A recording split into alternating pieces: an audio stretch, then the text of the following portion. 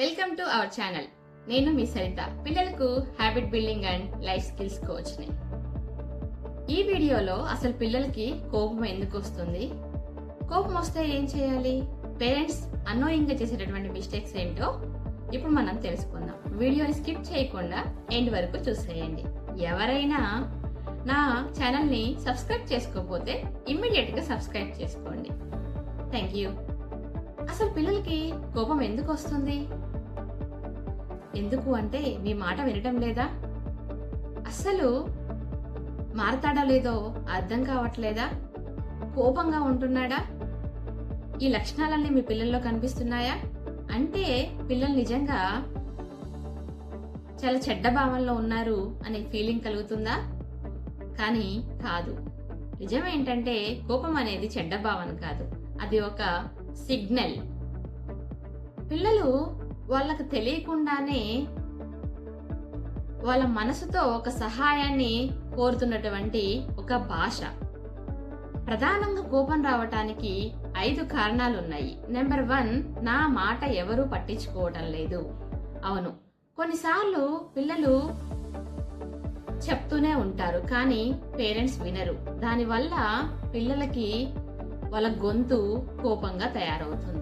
Number 2, భయాన్ని కోపంగా చూపించటం. అవును, మీరు తిట్టినప్పుడు, పనిష్మెంట్ ఇచ్చినప్పుడు, వాళ్ళ మీద ప్రేమ చూపించట్లేదు అనే భావన పిల్లలకు కలిగినప్పుడు ఇన్సెక్యూరిటీకి గురయ్యి భయం వస్తుంది.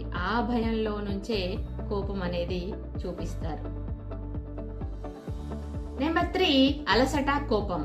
అవును, పిల్లలు పెద్దవాళ్ళలాగా కాదు, చిన్న విషయాలకే, అంటే ఆకలి వేస్తున్నా, నిద్ర తగ్గిపోయినా, సెన్సరీ ఓవర్లోడ్ అయినా నేరుగా అది వాళ్ళు కోపంగా చూపిస్తారు. నెంబర్ 4, నియంత్రణ లోపించటం. అంటే పిల్లలకి ఎప్పుడు చదువుకోవాలి, ఎప్పుడు ఆడుకోవాలి, ఎలా ఉండాలి అన్నీ పెద్దవాళ్ళే డిసైడ్ చేస్తే పిల్లల లోపల కోపాన్ని ఎక్కువగా కలిగి ఉంటారు. నెంబర్ 5, పెద్దవాళ్ళ యొక్క ప్రవర్తన. అవును, పెద్దవాళ్ళకి కోపంగా ఉంటూ పిల్లల్ని కోపం లేకుండా ఉండమంటే ఎలా ఉంటారు?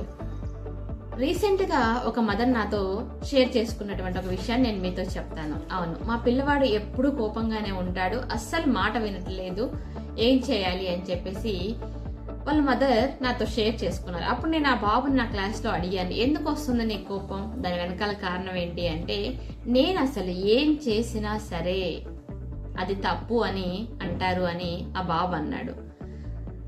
ఆ మాటలు విన్నటువంటి ఆ తల్లి ఒక్క క్షణం బాధపడింది చాలా. తన మిస్టేక్ ఏంటో తను తెలుసుకొని అప్పటి నుంచి తను ఎలా ఉండాలో నేర్చుకుంది.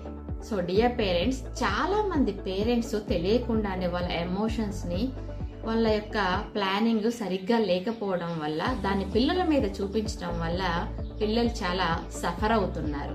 అవును, ఇప్పుడు మనం పేరెంట్స్ అన్నోయింగ్ గా చేసేటటువంటి మిస్టేక్స్ ఏంటో తెలుసుకుందాం.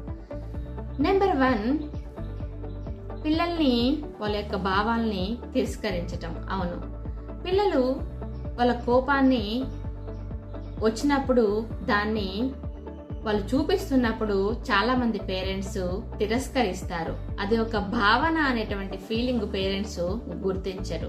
నెంబర్ 2, పిల్లల యొక్క కోపానికి శిక్షణ ఇస్తూ ఉంటారు. అవును, చాలా మంది పిల్లల్ని కొడుతూ ఉంటారు. దీనివల్ల పిల్లలు ఇంకా ఇంకా రూడ్గా, కోపంగా తయారవుతారు. అందుకే పనిష్మెంట్ అనేది అస్సలు చేయకూడదు. నెంబర్ 3 వచ్చేసి పిల్లలకి లేబుల్ చేయటం. అంటే ఎవరికైనా పేరెంట్స్కి కానీ, ఫ్రెండ్స్కి కానీ, రిలేటివ్స్ కానీ చెప్పినప్పుడు మా బాబుకి చిన్న చిన్న విషయాలకే కోపం వస్తుందని చాలా మంది పేరెంట్స్ చెప్తూ ఉంటారు. దీనివల్ల పిల్లలు కూడా తనను తాను నేను కోపిష్టిని అనేటువంటి ఒక లేబుల్ని వేసుకొని ఇంకా కోపంగా ఉండిపోతాడు. నెంబర్ 5 వచ్చేసి పెద్దవాళ్ళ యొక్క మాటలు. పిల్లలకి పేరెంట్స్ చెప్తున్నప్పుడు అరుస్తూ చెప్తూ ఉంటారు, నువ్వు కోపపడకూడదు అని. పేరెంట్స్ కూడా కోపంతో చెప్తూ ఉంటారు. ఇవన్నీ పేరెంట్స్ అన్నోయింగ్ గా చేసేటటువంటి మిస్టేక్స్.